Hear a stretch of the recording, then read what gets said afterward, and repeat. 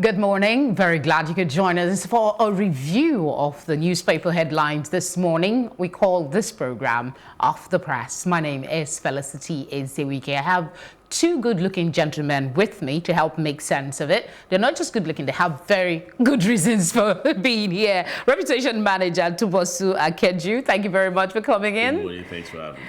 And of course, Dr. Femi Idowu Adegoke, he's a social commentator. Pleasure to have you join us as well. Thank you. All right, I will start with the Punch newspaper. Government take panicky measures as floods ravage states. That's the screamer on the front page of the Punch. It has three riders. Ekiti to begin dredging, marks houses for possible demolition. Gombe not sensitizing residents, loses 2,200 farms. States should demolish houses on waterways. That's NIHSA. You probably find the meaning of that acronym on page 2 of the paper. Just above the masthead, you will see Nigeria earned 35 trillion naira from tax in 8 years. Supreme Court faults government lawyers' appearance for Buhari. And then police partner OPC, others, and Southwest security operations. Details on page 21. And just beneath the screamer headline, that's it on your screen now.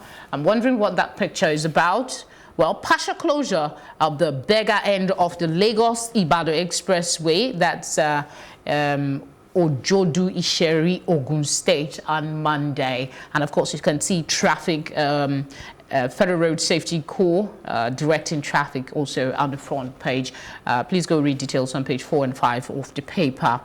More stories for you on the front page. After Punch, you have the South Africans attack Nigerians, loot shops. Oyema Dabiri react.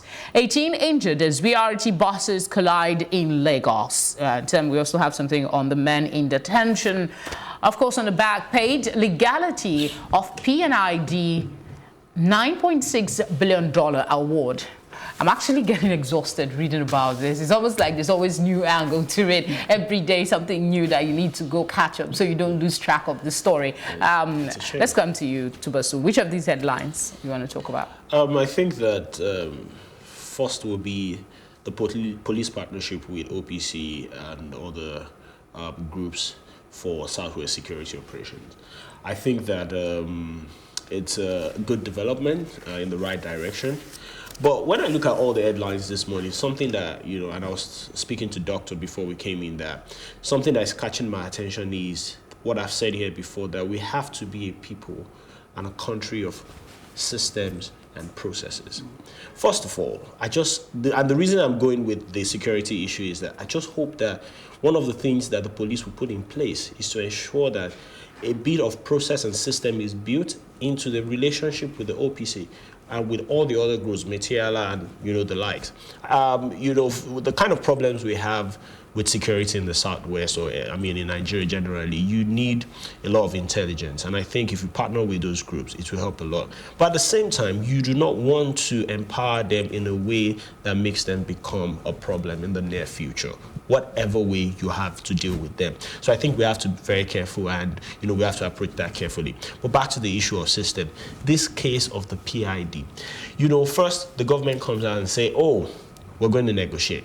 Now, less than 2 weeks, no, we're not going to negotiate. Where's the process there? If you have a case in court or you have a judgment from court, it's the first thing to do not to check where you stand legally. So how come someone is drawing and now suddenly seeing that, oh, there's a part of an international law or something that says that you can't confiscate, the asset of another country or something like that, and so you're going back to court? Where's the process in place that showed that when this particular administration came into power about 5 years ago, that we had this type of deal and we needed to deal with it? Now there's another one, a 2.3 billion fine also looming. What is the mess?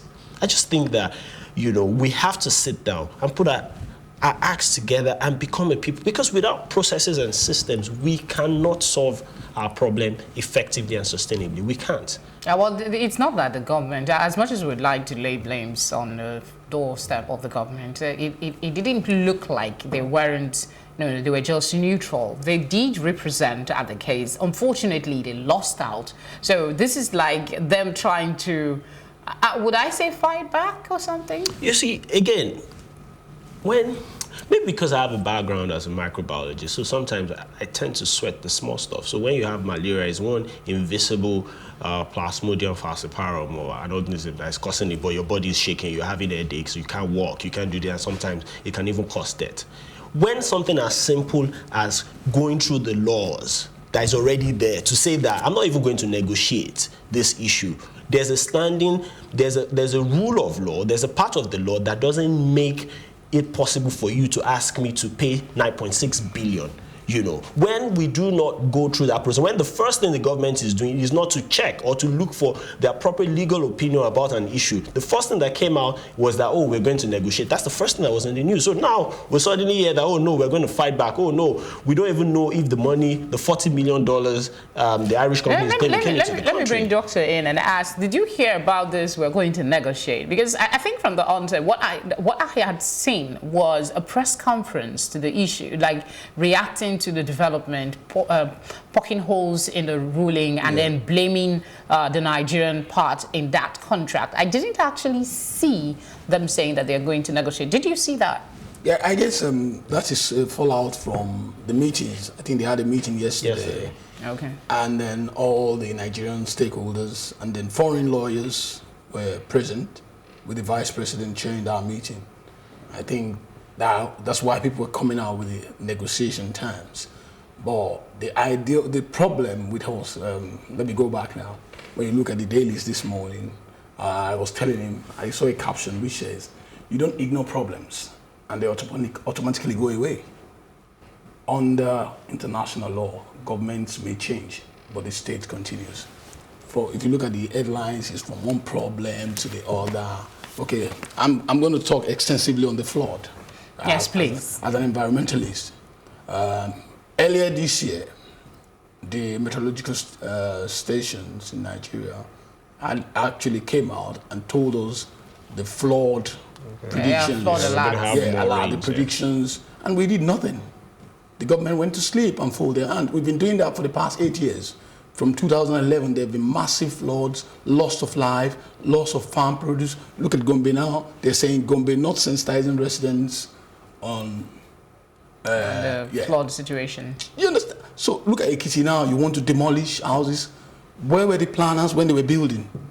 Like he says, why are we not a process country? Why are we not organized? Because if you're not organized, if you don't do what you're supposed to do at the right time, you keep getting back on these kind of What are the measures really that government needs to, when you give out this alert, what should be the appropriate reaction from the government, aside from alerting and sensitizing the public to possibility of flooding? Then we have a Ministry of Environment. We have Department of Flood Management in the Ministry of Environment. They should go out. We need to, they say there's no employment. It gets me when they say there's no job. We should create jobs. People should be on the field. Go out there, look at the floodplains. Are they occupied by farmers? Are they occupied by residents? Mm-hmm. You can move people in time. They can have temporary accommodation. So that, we know the flood will come here. And it will go. Or if we go, then people can come back. Or if it's farmland, then you give them an alternative to farm for that year, and you leave. So even add to what you're saying. Flood is not really an extreme natural disaster. It's not. It's not like the hurricane. It's not. It's flood. It's go and it will come back.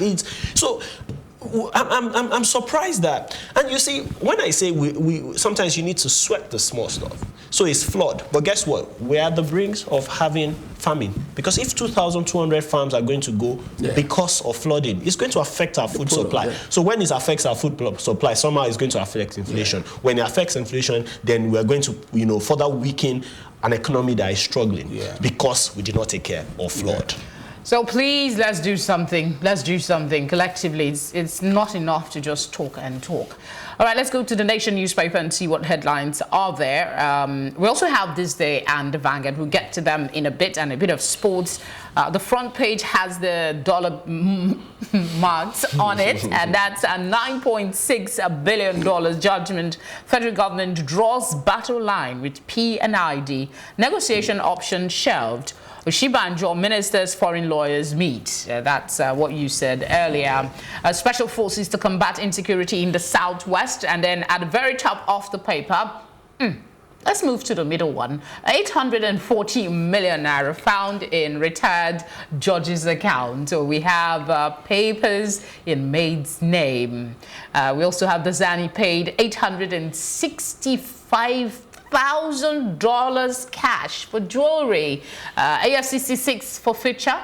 If you've been following our news, you would have caught details of that story, but not to worry, we have a guest to help make sense of it. On the back page, we have the usual comment and debate. Today, the title is Once Upon an Earlier Call to Revolution.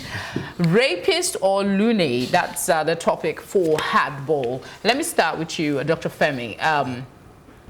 Which of these headlines would you want to pick on? I think we've talked a bit on this judgment. Let's see the special forces to combat insecurity in the southwest. Well, I think it's good development, but it's waited too long. The entire southwest now seems to be under siege. People are scared to travel, but at least something has been done. Let's say it's good, it's a welcome development. And then another thing I would like to see when it comes to that, let it not just be talk, and then we want to see the modality, how the locals are going to work with the police and like a special force. It's not that just does the military arms comes together and then neglect the locals, because for me that's the major problem. The locals know the problem more, so you need a local intelligence to be able to deal with the kind of problem we're dealing with. So it's a welcome development. Tubosun, I want to hear your thoughts on this. Of money found in the retired judge's account, papers in maid's name. It's a shame. This is not the first time we're seeing. Yeah, it's not the first time, and like I said, it's a big shame because you'd expect that the judges, Morally the courts, upright. they are morally upright, and you will not find their hands soiled in issues like this. And then let's hope that maybe, I don't think if the money was legally made, the judge will have to hide it for whatever reason. And I know that once you're on that side of the bench, you can't even have, you can't be on the other side, which is being a barrister or, being a lawyer. So, I'm wondering how that money got there, because I also think that the judges ended up. Let me just be on the judge's side now. It could be that the maid stole the money from the judge. I like 840 million. It could be a gradual stealing. Okay, what about this one about design? This is cash. If you translate that money to naira, please, I'm scratching my head because I can't even come close to it. That's the rule. Cash? That's the rule. No, Desani's case is not new. That's what I know, but this amount, is it not mind-boggling? So the question is... Cash. I'm not talking about maybe it's in your account. I'm not a fan of EFCC playing this media bragado, once in a while. Because, let's be sincere, where did you buy $865,000 cash of jewelry? Where? Which store? Did it happen over a period of time? Did it happen at once? Are we using the value? Is this one of those clickbaits? Because that's $865,000. That's a whole lot of money. Somebody's lifetime. Some people don't even save that much. I once said it on the program here that when they went to our house and took all the jewelries, and I'm like, I hope that they have enough proof to show that all those jewelries were purchased. Because don't forget that this woman used to be in the oil and gas space. And see, the problem with, again, going back to the issue of system and processes, in law, if you illegally obtain an evidence, then it's not admissible in court. Again, sometimes when you do not go through the right process to get evidences, it's a problem. So you go to someone and read everything. What if you come to a receipt and say, I bought this jewelry before I even came into government? So you start to poke holes even in your own, argument. This day newspaper is next. We have how Adas Petroleum pullout frustrated P&ID deal triggered 9.6 billion naira award. That story is it's not going anywhere soon. No. At the top of the paper, we have Mele Kyari crude for fuel swap remains until 2023, begins fresh reforms, moves to block leakages, task officials on delivery of key priorities. We also have EFCC arrest 393 suspects in Kano, Benin, recovers 798.5 million naira. The way they call money in the papers, let's call it what it is. And you are complaining about young people dabbling into corruption, stealing and fraud and all of that. And people keep seeing these huge amounts of money being paraded on the newspapers every day. And you ask yourself, the people that are making or stealing this money, do they have 100 heads? How do we address things like that?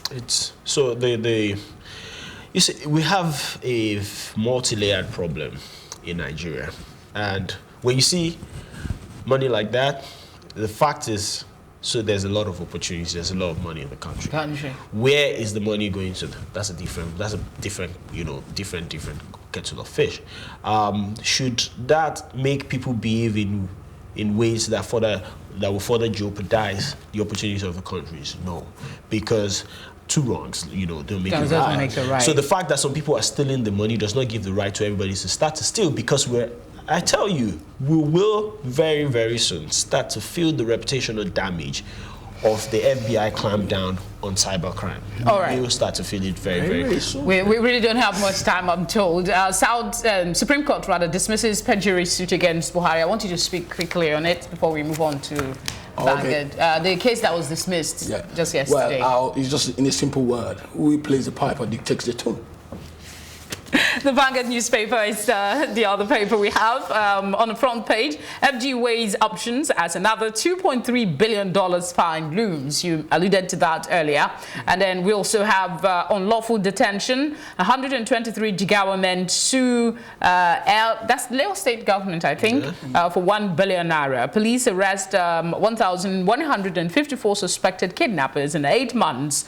They were arrested, suspected. The IGP, those are phrases we need to always look at when we see these accolades. Quote, insecurity, IGP Southwest governors approved deployment of special forces. FG vows definitive measures as South African mob sets Nigerian shops on fire, kill 3. Please, gentlemen, speak on this quickly. We didn't have much time. The South African situation as we have it now. You see, when I saw the videos last night, it really, really broke my heart, because of how wicked people, can be setting people on fire for no reasons and all of that.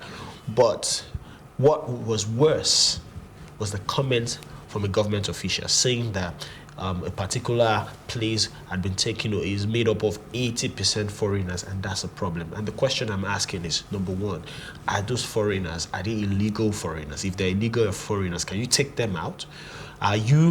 So it seems like the South African government is creating an enabling environment, or probably looking the other way for this xenophobic attack. And it is rather unfortunate that we have this kind of situation in Africa, in South Africa of all places.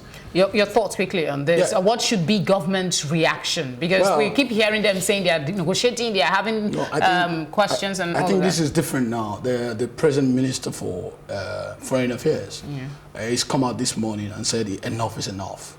I think this has gone beyond just looking now. Like he said, the South African government seems to be looking the other way. Yeah. And then I think Nigeria needs to be more serious now, because we're losing life and property.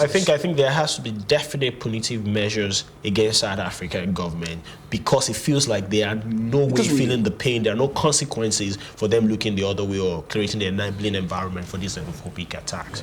Okay, I think it's what I mentioned. Okay, let me quickly put something in. We have a lot of South African investments and companies in Nigeria. We're not retaliating. We're not doing anything to them. We have Nigerians working in those companies, and they're doing very well. So Nigerian government needs to come up with some policy, some action adjustment. I'll just mention this quickly. We don't have time to get our guests to get in. I'll just mention that the German police, following clues in Ekweremadu's attack, that's on page 15 of the paper. This story trended. It's still on a lot of people's minds, actually, about the attack of a pub on Ekweremadu in Germany. Let's see what comes out of it. If you want to go read details, please go grab a copy of the Vanguard newspaper. A quick look at the back page sports. I don't know if we have time to do that. We also have complete sports with us. We'll just pick the stories together and just get our guests to just comment on them quickly. Iwobi, I didn't know I could jump that high. Eagle Star details how Toffees downed Wolves. Ronaldo, Messi, Van Dijk make top 3 shortlist. Omero opts out of Ukraine friendly over work permit demands. Pogba pulls out of France squad. And then on the back page of Vanguard, we have FIFA shortlist. Once again, Ronaldo, Messi, Van Dijk vie for the best awards. And the Dreams top 6 with Leicester City. Those are some of the headlines. FIBA World Cup, we have how we were able to beat Nigeria. That's from Garino. Your quick thoughts. Any of these headlines you want to just quickly touch on before we wrap things up this morning? Yeah, I'll quickly talk about Iwobi. He's a Nigerian doing well. He was in Arsenal, and he's moved to Everton now, and he's doing very well in his first few games. His last game was electric. He did very well. So I guess Nigeria has something to be proud of. Look forward to. And he agrees. You're not much of a sports fan, are you? No, I'm not. All right, thank you very much, gentlemen, for coming on the program. Really appreciate your thoughts. Thank you for having me. And of course, thank you for watching. I hope this made some sense. You're going to go pick up the paper that's best for you this morning. Read the details and be in the know, informed. Thanks for watching and enjoy the rest of your day.